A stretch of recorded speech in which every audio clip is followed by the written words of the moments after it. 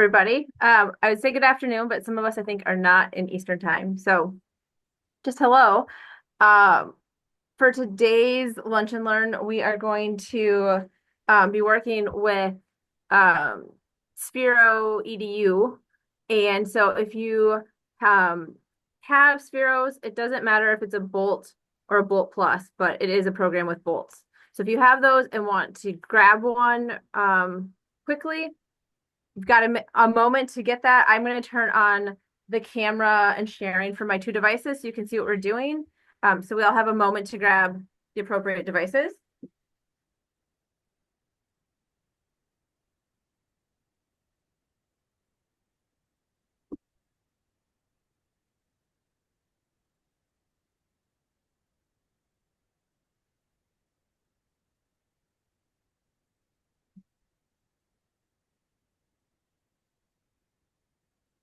Hi, Cassandra. Good morning or good afternoon, East Coasters. Right, that's what I said. It depends on who you're talking to, which it is. Okay. Good to see everyone. I am trying to get it to do both my screens, which I had earlier. So now what are we doing here thing? We do see you and we do see your bolt. I know, but I had it so my app would show. Oh, because I didn't wait for it to start the broadcast. There we go. Okay, so I am in, now that I've got it sharing my screen, the Sphero EDU app. So mine is down here, but I don't know where yours is going to be.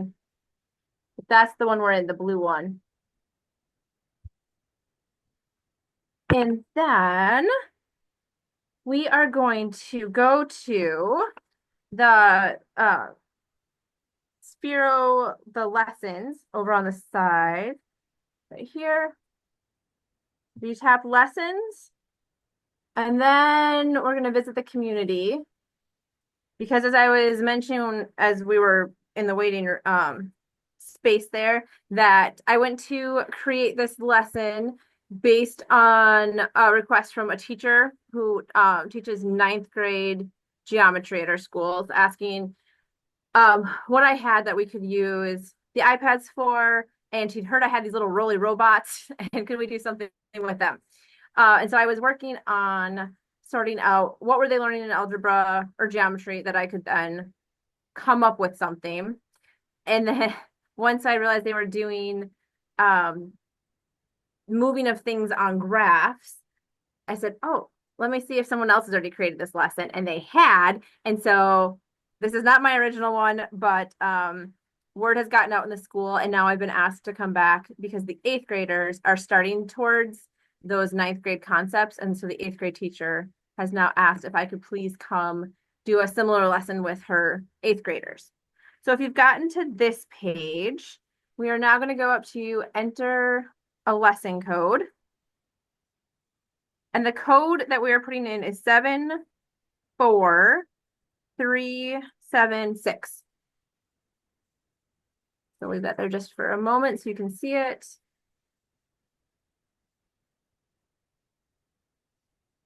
All right. You know what? Let me just write that down in case somebody comes in late. What's the code again? And I can put it in chat. Yeah, 74376. Okay, perfect. Okay, and so this picture at the top here, when I tap on it, it gets larger for us to see. That's what we're going to be doing. And that this was the activity that the students were given in their class. So you're going to tap the view steps here at the bottom. And it does walk you through the instruction part of the lesson. I do not have these iPads assigned to students or in a classroom, like a Sphero classroom setting. So those are there, and I would say you should read them, but it's not necessary, in my opinion, to have the students worry about what those parts say. So then you're going to click this white box that says create a program for this lesson. And then you want blocks as your program type. And then you figure out which one of these you have. I have bolts. I'm going to select that option and then tap create. All right. Everyone doing okay? All right. So here are those same instructions from the first page. Again, you can choose to use them or not. I do not use them. And up here, hi Elaine, at the top, you can slide that over and it hides the words. Okay. If you are totally new to Sphero EDU and this building tray, if you pinch together, you zoom out, or pinch and spread, then you can get change how zoomed in you are. All of your blocks are going to need to be connected to this start program block to work. If you do not connect them, nothing will happen. I'm going to move my little Sphero, oh no, come back, out of the way for now because it's not doing anything for us yet. And our original part of this project is to create a shape. I remind the students, because we are moving this shape around, a square is an easy shape, but it's not going to be able to show a full visual representation that they understand the concepts. Because when you rotate a square, it is still a square, and you can't tell where it originated from.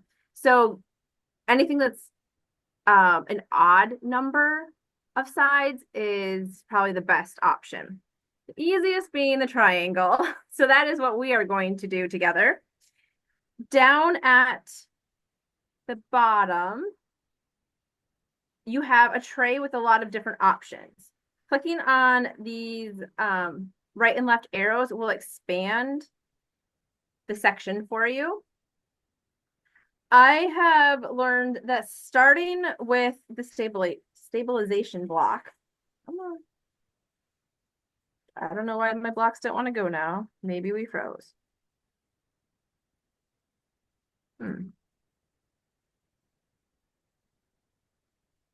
There we go. Starting at the stabilization block, bring that upward and snap it to your OnStart program block. Stabilization just helps when we get to the graphing portion that there's a little bit more consistency if we use it. If a student doesn't use it, it's still going to work. It's just going to be a little bit sloppy. And then we're going to take this block that says roll 0 degrees at 0 speed for 0 seconds. So right now, if we push start, Sphero would do nothing because we've told it no directions. I'm going to make a triangle, and I did predetermine what my triangle things are going to be so we don't have to guess and check together. But if you come up to this first circle where it says roll 0 degrees and you tap on that 0 degrees section, you get a bit of a compass. I am going to have it roll forward away from me, and that is a 0 degree heading. So I'm leaving that one alone.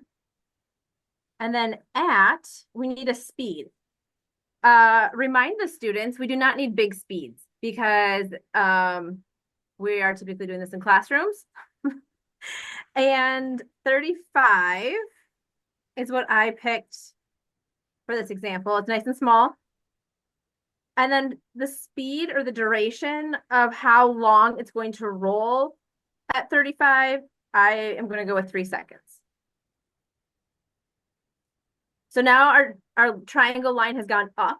If we're doing this on paper, it's gone up or away from us, and we need it to make another angle to start coming back.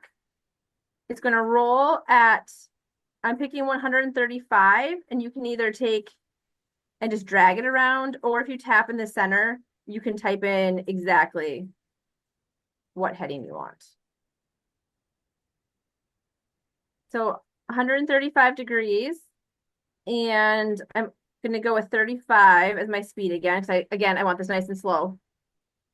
And then it's gonna come back that direction for 4 seconds. And to finish off my third side of the triangle, we're gonna do 270 at 35 for, I did some guessing and checking on this earlier. I'm using 2.6 because 2 was not enough and 3 was too much. So this is where students could test their triangle and then make some adjustments to get it more accurate. So then if we watch my little Sphero friend here, and I push start, oh, I forgot to connect to him. Now I gotta find it. It's this one.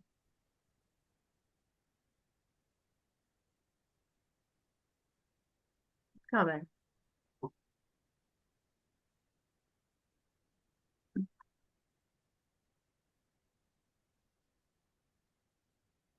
All right, so now if I push start, we can watch Sphero do his thing.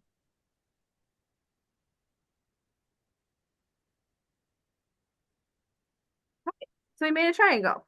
If you did not get the pop-up box with your the mapping, it may have been minimized and down here. And if it was, just tap on it and it'll come up on the screen. So once students have that part, do any of you have questions on how to get there first, I guess? Okay, once they have that portion, if you, this is where it gets tricky. I can never quite get it. If you tap and hold, but don't move it because then it disconnects, you can get this pop-up menu and you can add a comment. And I recommend that the students label their original shape as original because we are going to be making copies of that code. And if you tap off of that box, it goes away. So we're gonna do that same thing again where you're tapping or holding, but it's finicky on my screen. And we are going to duplicate that to a second set. And for this one, we're going to change the comment box to label it to be a dilation. And if you are thinking math class was a long time ago, dilation is just changing the size. So we're either making the shape smaller or larger, but keeping every other proportion of that shape the same. Okay, so we're going to keep the stabilization. It doesn't hurt it to be there. And I still wanted to roll away from me at 35 speed because I'm keeping it nice and slow. But to make a larger shape, I need to change some component. And for my example, I'm going to change the speed. So if we want to make it a larger triangle, we would increase the speed. Again, I'm keeping the angles all the same. And then this one I tested earlier. So if you make it 6.5, and then the last speed, if you change it to 4.5, we'll see what happens. So now they can take this chunk of code, snap it to what we had already, and tap start.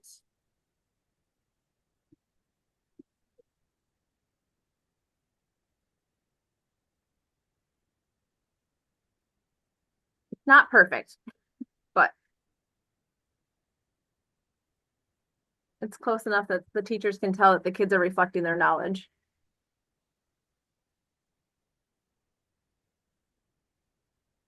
All right, so when I taught this, I had the students take a screenshot of this portion. So once they had Sphero make the shapes, they were satisfied that it did what it was supposed to do. I had them take a screenshot. If they need they miss the screenshot and they need to find it again, coming up to these 3 dots will allow them to see the sensor data. So they can also grab their screenshot from that if they need to. Their exit ticket from the class was to show their teacher and their participation grade. They didn't get an A, B, or C. They got a did the work or didn't do the work grade. Their exit ticket was to show their teacher all 4 of their screenshots. So to go from doing dilation to the next part, disconnect those bricks. And then we are going to do the same thing where we're tapping to get the pop-up menu. Duplicate the code again. And this time we are going to do a reflection. And a reflection is taking the shape and moving it across the y-axis. So the shape stays the same, but our y-axis or this part is going to flip over that line. So I've changed the label so we know it's the reflection. It's going to go 0 degrees at 35 for 3 seconds because I still wanted to just make that away from me travel pattern. And we need to change the heading. So instead of going 135 degrees like down and to the right, we want it to do the opposite and go down and to the left. So I'm changing it to be 100 or 225 degrees. And I had to keep reminding the students that these are headings, not like on their, it is a protractor, but they were confused between degrees and compasses and protractors. So just explaining to them that the heading 0 is always away from them and 180 is always towards them, help them visualize it a little bit better for those who were having a hard time orienting themselves or their Sphero. So at 225 for 35 at 4 seconds, that part stays the same. And then we've now gone away from us and it's come back on the left side of the axis. And so we need it to come back to the right to get back to our starting point. So we're going to go 90 degrees back to our starting point. And you snap that on, tap start. It's just going nice and slow. We had kids doing this and I was like, you're taking up the entire classroom. Please stop being so large.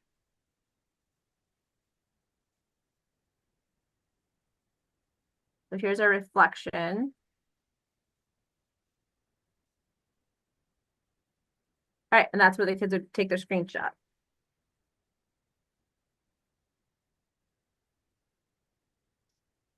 I have 2 more and they go through almost the same steps, which if you have sorted out the steps, you'll be ready to go with this. If you're still trying to figure out how we're getting here, just speak up or drop something in the chat. I'll see it pop up on my desktop screen here.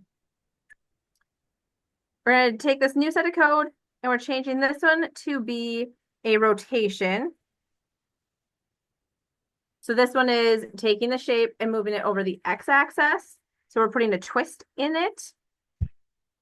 For my twist, I changed the first block to roll 90 degrees. Kept the speed. Again, we're keeping the size of this shape the same. So the speed and the time traveled are the same.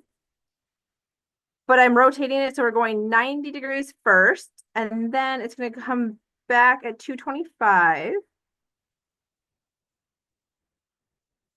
And then come back to the starting point at 0.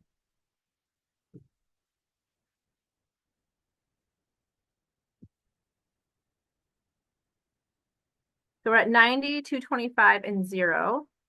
And I'm going to slide Sphero back a little bit. It doesn't always come quite back to the right spot.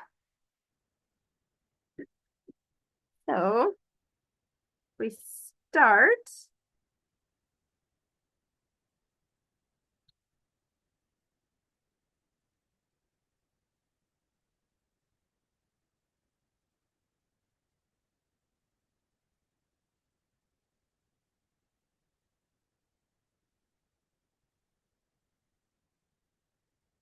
All right, so there is a rotation over the axis. And our last bits of code are going to be duplicate this one more time. And I had students who just didn't care to do the duplicate part and they just kept making the code again. I mean, that's fine, but it is a lot more work. So if they can figure out the duplication part, it is a lot easier.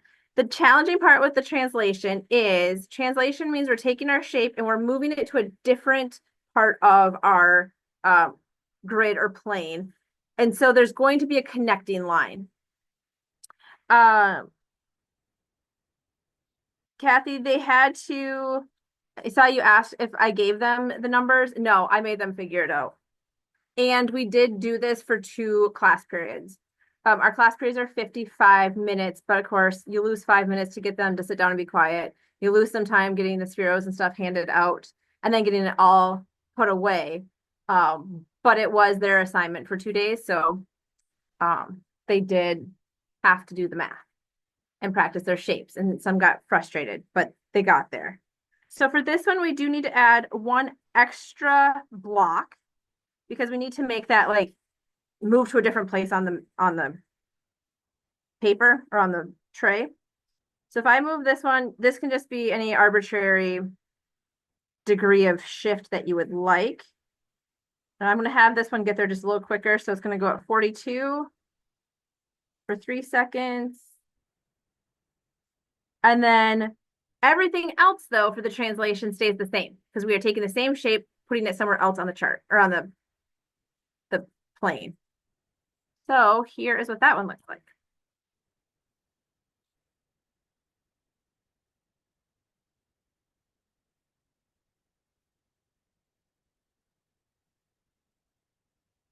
And here's just that connecting line to get us moved to somewhere else.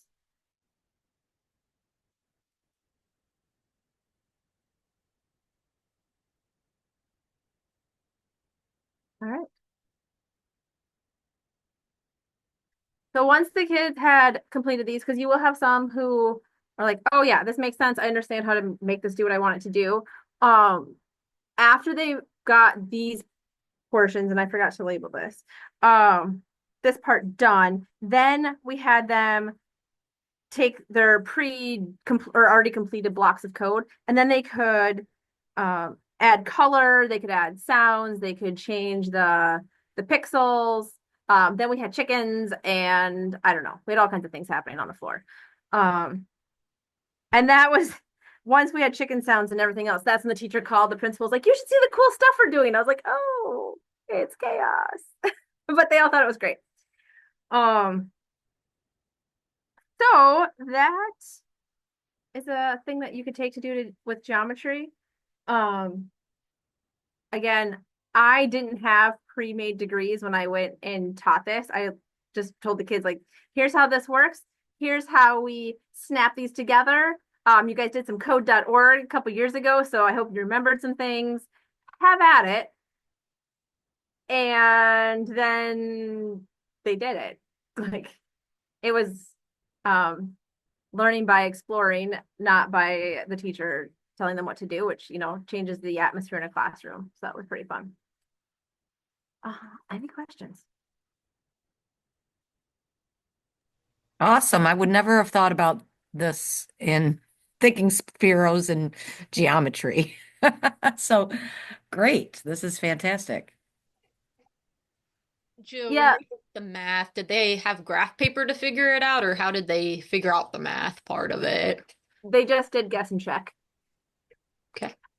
Yeah, because originally I had done, oh, I'm clicking on my screen like that's going to do anything on the iPad. Originally I had done 3, 4, and I was like, well, we'll try 2, but 2 isn't it. We'll let that run. They did just guess and check. I am sure there's a way to like do real math to figure this out, but with the speed and things are just a little bit different than what they're familiar with. If I were doing this for more than 2 class periods, we could have really worked on that, but we weren't. So here's an example. 2 doesn't quite close the triangle. So that's just like, yeah, if we go 2.6, it gets a lot closer. And some shapes definitely were a little more struggly in their beginning and they didn't get better, but it was fine. I kept telling the teacher, like, we're trying to have them understand the concepts that you're of these vocabulary words. Perfect squares or triangles, hexagons, whatever, isn't the point of this. So, Latoya, I saw your question about how did I explain headings? I did have in this box, the Sphero box, there are those blue discs that have headings on them. Some kids found it helpful to keep putting the Sphero back in that so they could see where the different degrees of travel were.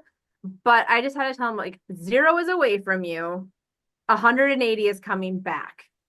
And then if you just stop moving around the room and keep yourself oriented to 0's away and 180's back, it can help them decide which side of that circle to point the arrow to then get the Sphero to come back. But there was a lot of kids in the room like doing the hand motions, like, which way do we want this?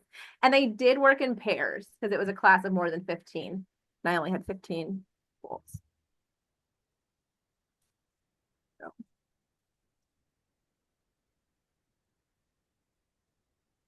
I also, with this group, because I was in 2 different classes, but it's the same math, it was just different sections. One section was clearly making better progress than their peers. And then, so with this group, then when we were done, we played Sphero tic-tac-toe. So they had to figure out how to change their colors and then drive them to tic-tac-toe boards that I taped on the floor with masking tape. So if you need like a back pocket in case this wraps up early, they love tic-tac-toe. And also I learned some 9th graders and 10th graders don't know how to play tic-tac-toe. So there's that part. Do you have a program built for the tic-tac-toe? I don't. I just had them come up to, so I think it's right here. I think that's the drive. Yeah, they literally just came in here and just drove it that way to Gotcha. the mat. I do want to find a programmable tic-tac-toe, but this was, those last 5 minutes where the squirrels were getting a little squirrely. But I don't show them that drive thing until we're done with the activity because once some kids get on that, you can't get them back. Mentally back.